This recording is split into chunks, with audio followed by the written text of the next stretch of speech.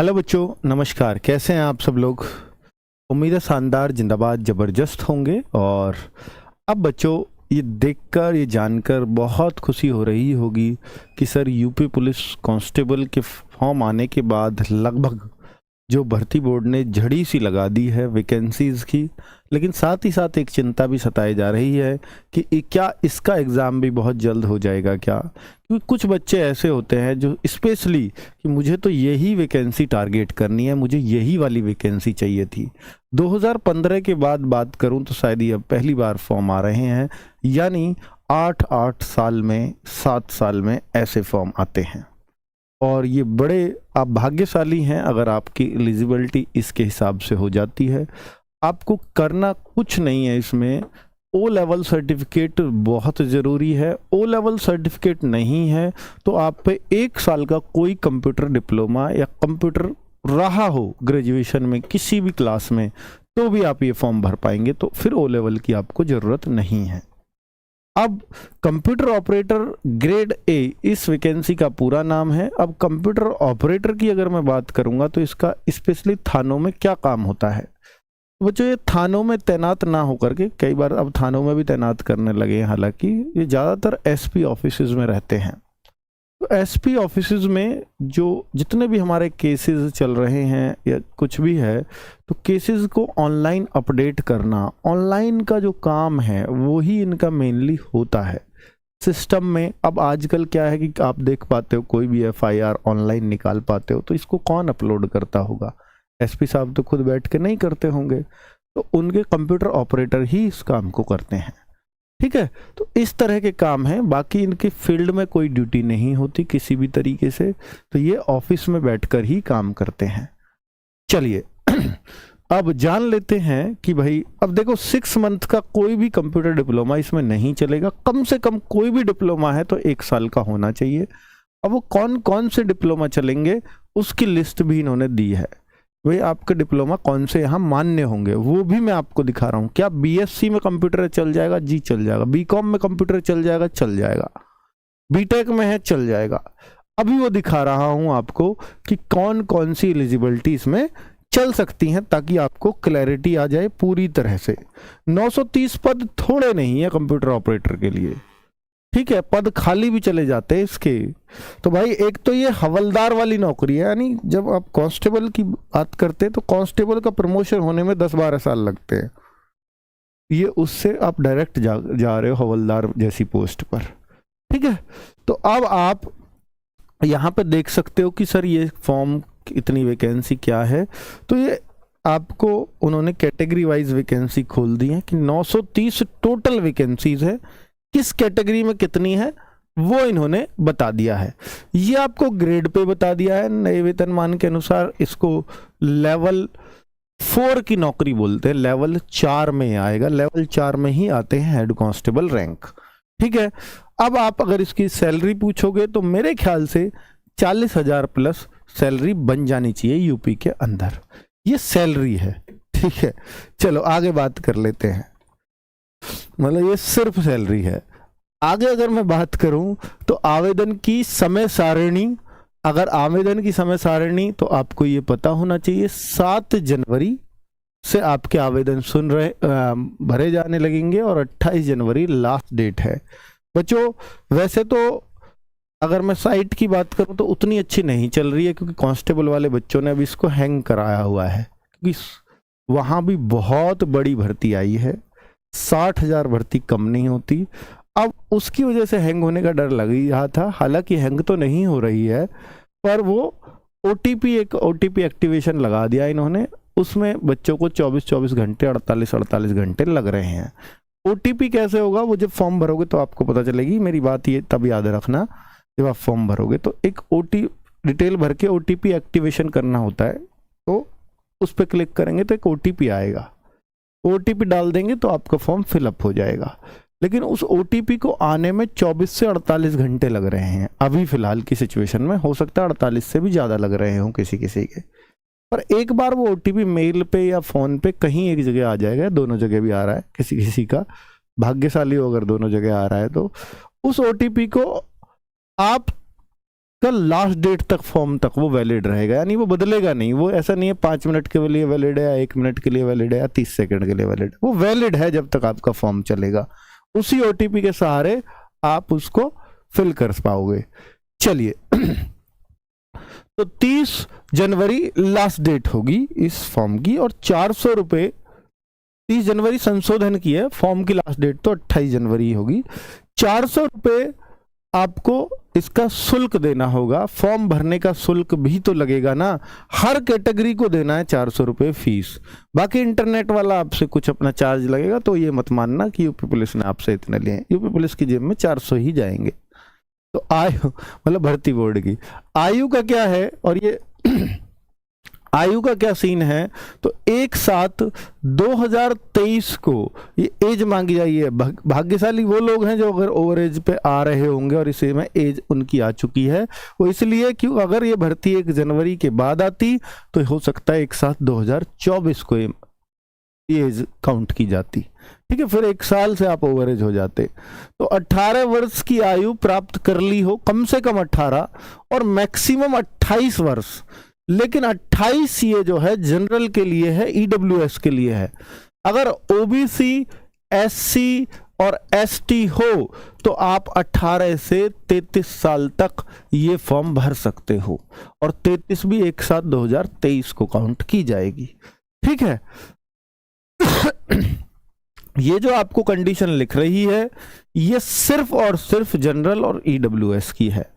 OBC के लिए जाना चाहोगे तो ये 1990 तक जाना पड़ेगा, यानी एक साथ 1990 का बाद का हर बच्चा इस फॉर्म को भर देगा। ओबीसी, एससी और एसटी का एक साथ 1990 के बाद का।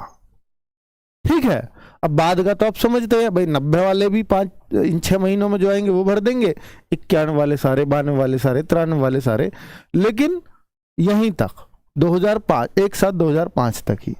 लेकिन अगर आप 2 साथ 2005 के हो तो ये फॉर्म नहीं भर पाओगे। ठीक है, इससे पहले सब और उसके बाद के सब इस फॉर्म को भर पाएंगे।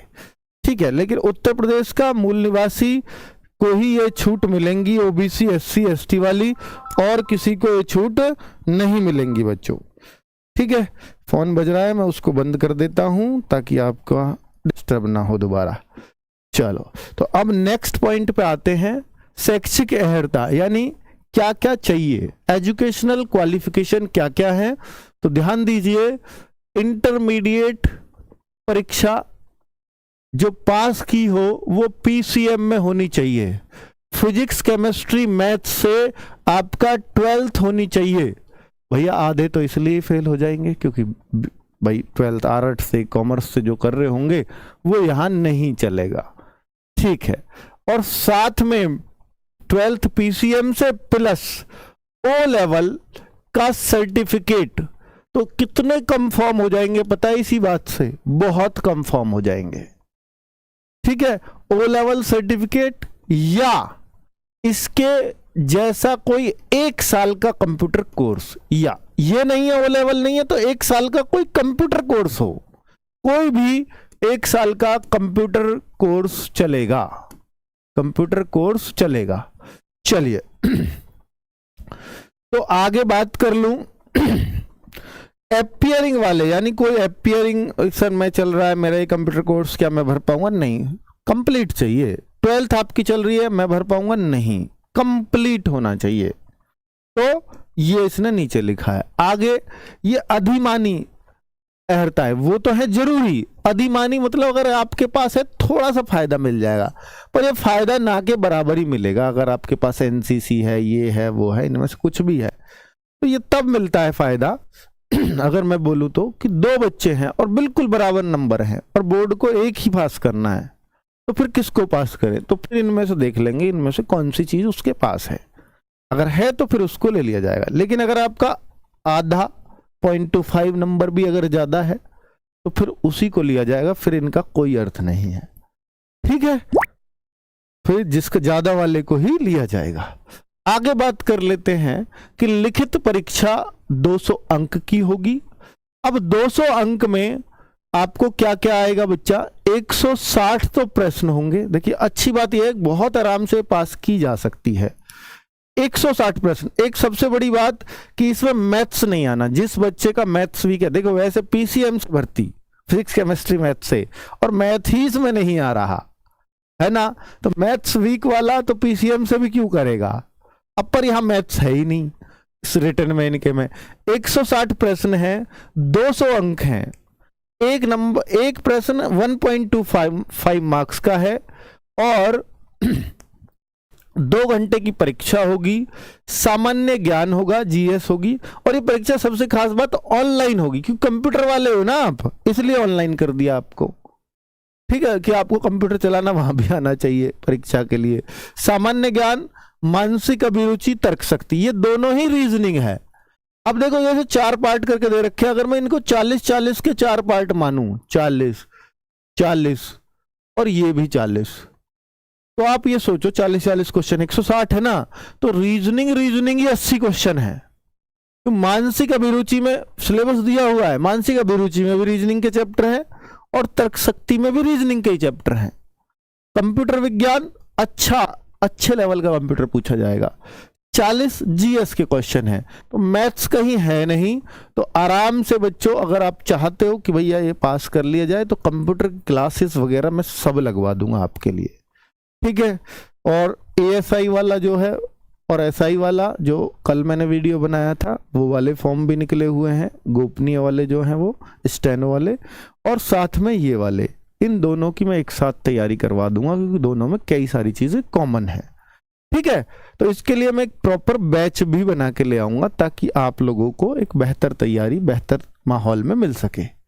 ठीक है बच्चों, ऑनलाइन लिखित परीक्षा अभ्यर्थियों की संख्या के अनुसार एक ही तिथि को एक ही पाली में कराई जाएगी, क्योंकि देखिए बच्चों की संख्या पर डिपेंड करता है, क्योंकि ऑनलाइन हमारे देश में अभी उतने संसाधन नहीं है और प्रदेश में और कम संसाधन है देश के भी मुकाबले, तो प्रदेश में ही एग्जाम कराया जाएगा, यूपी में ही, और उसमें फिर ऑनलाइन उतनी लैब हमारे पास होनी चाहिए जितने फॉर्म है, अगर एक पाली में कराना है तो। वैसे भर्ती बोर्ड का जो हो रहा है इस बार हर हाल में कि एक ही पाली में करा लिया जाए, ऐसे ही वो यूपी कांस्टेबल में भी चाह रहे हैं, ताकि ये जो नॉर्मलाइजेशन होता है इसका बहुत ज्यादा फर्क बच्चों पे ना पड़े।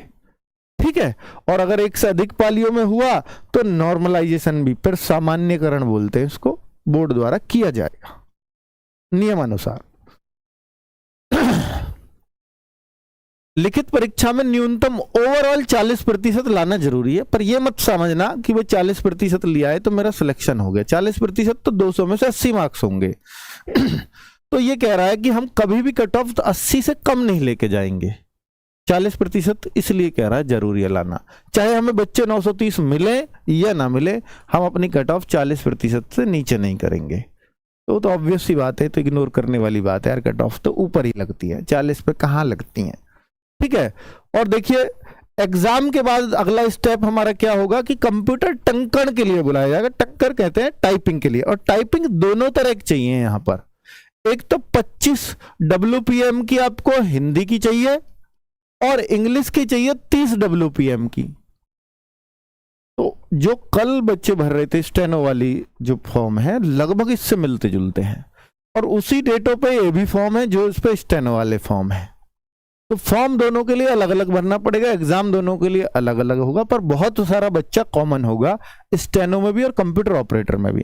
कंप्यूटर ऑपरेटर में अगर मुझसे चाहते हो कि सर कोई हमें गाइड कर दे कि क्या क्या काम कैसे होता है, तो मैं एक हमारे यहीं आस पास में ही थाने में है, तो वो कंप्यूटर ऑपरेटर, मैं उनका एक इंटरव्यू करा दूंगा, ताकि आपको ड्यूटी वगैरह सब कुछ पता चल जाए और नौकरी का पता चल जाए कैसी है।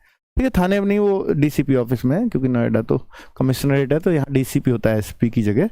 तो बच्चों, पूर्वोक्त गति के साथ 85% की शुद्धता, यानी यहाँ पर शुद्धता भी 85% चाहिए, जो बहुत कम है टाइपिंग में। इतनी शुद्धता कोई भी रखता है, कोई भी दे देता है। और हिंदी का जो टंकण है वो यूनिकोड इनस्क्रिप्ट, जिसको मंगल फॉन्ट बोला जाता है, मंगल वाले पे मंगल फॉन्ट में कराया जाएगा। ठीक है, चलो बहुत सारी क्लैरिटी अब मैंने आपको दे दी है। अब आगे बात कर लेता हूं कि अभिलेखों की समीक्षा।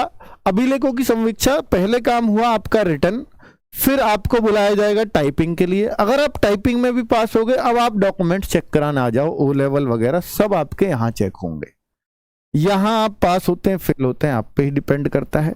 लेकिन डॉक्यूमेंट्स में एक चीज जरूर नोट कर लेना, एक तो आपका जो ओबीसी सर्टिफिकेट है, ओबीसी और ईडब्ल्यूएस, ये दोनों ही 1 अप्रैल 2023 से, और फॉर्म की लास्ट डेट है 28 कितनी 28 जनवरी 2024, ये बीच का चाहिए, बीच का, इस दौरान का ही ओबीसी और ईडब्ल्यूएस चाहिए, और दोनों स्टेट के चाहिए।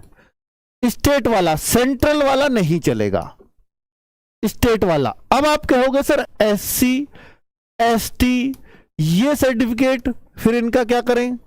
एससी एसटी जो सर्टिफिकेट हैं ये आपके पुराने भी दौड़ेंगे, पुराना भी चलेगा, पुराना वैलिड है, कितना भी पुराना हो। अब आपका मूल निवास, डोमिसाइल सर्टिफिकेट बोलते हैं, मूल निवास, ये कितना पुराना, ये भी पुराना वैलिड होगा, इसमें भी कोई डेट की जरूरत नहीं है। क्लैरिटी हो गई हर डॉक्यूमेंट के बारे में, ठीक है। सेम यूपी पुलिस में भी ऐसे ही मांगा गया, और आपके यहाँ कांस्टेबल में भी, और ये भी, और कल की जो स्टेनो की भर्ती वहां भी, सब में यही काम करेगा। लेकिन अब दिक्कत यह है तहसीलों में भीड़ लग गई है कि कांस्टेबल वाले बच्चे भी आपके साथ है, तो बनना इतना आसान नहीं है, तो इसलिए प्लीज बनवा के रख लो जितना जल्दी हो सकता है, ठीक है। आगे अगर मैं बात करूं, हाँ इलेक्ट्रॉनिक्स की क्या पूछ रहे हो, मुझे समझ नहीं आया, है ना। चलो ओटीपी की प्रॉब्लम है, 24 से 48 घंटे के बाद ओटीपी आ रहा है, वो मुझे समझ में आ गया, वो मैं शुरू में बोल चुका हूं।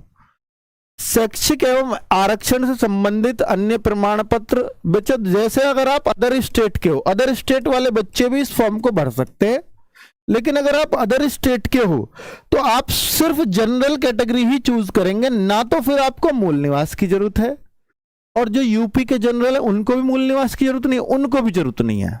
मूल निवास की जनरल वाले कैंडिडेट्स को जरूरत है ही नहीं, ना उनको जाति प्रमाण पत्र की जरूरत है, कुछ भी नहीं जरूरत। तो जनरल वाले फ्री हैं, अदर स्टेट वाले भी और यूपी वाले भी। अदर स्टेट वाला आप अपनी स्टेट में किसी भी कैटेगरी में आते हो, यहां आप जनरल ही फिल करोगे और आप जनरल में ही काउंट किए जाओगे।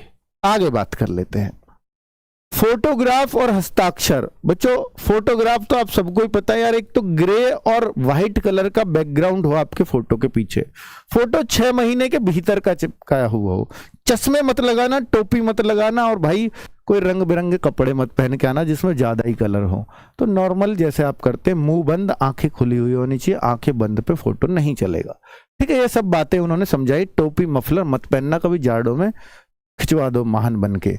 और बच्चा, और जो वो है सिग्नेचर, वो काली शाही में होने चाहिए, ब्लैक इंक से साइन मत करना, ये बात साफ साफ उन्होंने लिख दी है, ठीक है। फॉर्म के टाइम पे ये बातें याद रखना। अब मैं ओ लेवल की कंडीशन बता रहा हूं जो इन्होंने नोटिफिकेशन में ही दी है, तो प्लीज ये कंडीशंस देख लीजिएगा, ये सारे डिप्लोमा पढ़ लीजिए, सब वैलिड होंगे, 1 साल की अवधि का होना चाहिए, 12वीं के बाद होना चाहिए। यहां आप देख सकते हो ये सारे डिप्लोमा वैलिड होंगे। और भी अगर आप देखना चाहो कि सर और इसके अलावा उसने बता दिया ये सब, ये एक वर्ष का डीआईटी डिप्लोमा ये भी चलेगा। स्नातक स्तर पर एक विषय के रूप में कम से कम 1 वर्ष कंप्यूटर साइंस, स्नातक स्तर पर कोई सी भी आपने डिग्री ली हो, 1 वर्ष कंप्यूटर साइंस या कंप्यूटर एप्लीकेशन रहा होना चाहिए, तो भी चल जाएगा। ओ लेवल नहीं है तो भी ये चीज चल जाएगी। BSc, IT, MCA, BTech, A level, B level, C level के computer course, BCA, MSc, cyber law, security, BSc में कंप्यूटर साइंस, कंप्यूटर एप्लीकेशन, एक विषय के रूप में कम से कम 1 वर्ष के लिए होना ही चाहिए, तो चल जाएगा। तो ऐसी उन्होंने बहुत सारी कंडीशंस यहां लिखी हैं, आप देख लीजिए कौन सी के लिए एलिजिबल हैं। ये कंप्यूटर डिप्लोमा के बारे में पूरा समझाया गया बहुत अच्छे से। मेरे ख्याल से इसके बाद आपका कोई डाउट बचना नहीं चाहिए। और अब आप फॉर्म भर लीजिए, आपकी तैयारी की जिम्मेवारी आरडब्ल्यूए उठा लेगा, चाहे वो कोर्स लाकर, चाहे वो यूट्यूब पर, वो हर तरह से आपका साथ देने के लिए तैयार है। अब आपको बस ये ध्यान रखना है कि एग्ज़ाम कभी भी बहुत जल्द डेट आ सकती है इसकी। मार्च एक्सपेक्टेड है, एग्ज़ाम मार्च एक्सपेक्टेड है। उम्मीद ये है कि मई जून तक चला जाएगा, पर मार्च एक्सपेक्टेड है, ये आप मान करके चलना। ठीक है, चलो, तो ये सारी बातें मेरे ख्याल से मैंने बता दी हैं जो आपको इसमें जाननी होंगी। ठीक है, हाँ, फॉन्ट बता दिया, मंगलयान पे, मंगल वाले पे होगी, है ना, मंगल फॉन्ट पर। ठीक है, और हाँ, इसके बाद जो अगला नोटिफिकेशन आने वाला है वो यूपीएसआई की भर्तियों का ही आएगा, यूपीएसआई यूपी सब इंस्पेक्टर का। तो अपनी तैयारी दनादन रखना बच्चों। ओके, नमस्कार, धन्यवाद।